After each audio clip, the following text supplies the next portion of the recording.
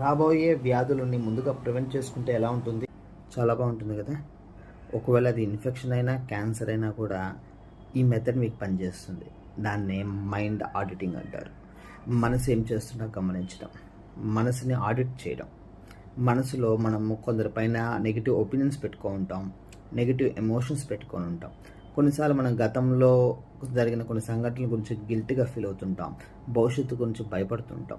ఇవన్నీ మన ఒపీనియన్సే, మన నెగిటివ్ ఎమోషన్సే, మన రెస్పాన్సెసే. ఎప్పుడైతే మన మనసు ఏం చేస్తుందో గమనిస్తుంటే మనసు నెగిటివ్ ఎమోషన్స్ పెట్టుకోవడం తగ్గిస్తూ ఉంటుంది. ఎలా అంటే ఒక ఎలుకలాగా, చీకట్లో ఎలుక ఆ వంటింట్లో ఏదో తింటుంటుంది. సడన్గా వంటింట్లో లైట్ వేసామనుకోండి, ఆ ఎలుక తనని ఎవరో గమనిస్తున్నారని చెప్పి వెంటనే ఆహారం అక్కడ వదిలేసి వెళ్ళిపోతుంది. అలానే మన మనసు కూడా మనం గమనించకపోతే అది ఎలుకలాగా మనల్నే తినేస్తుంది.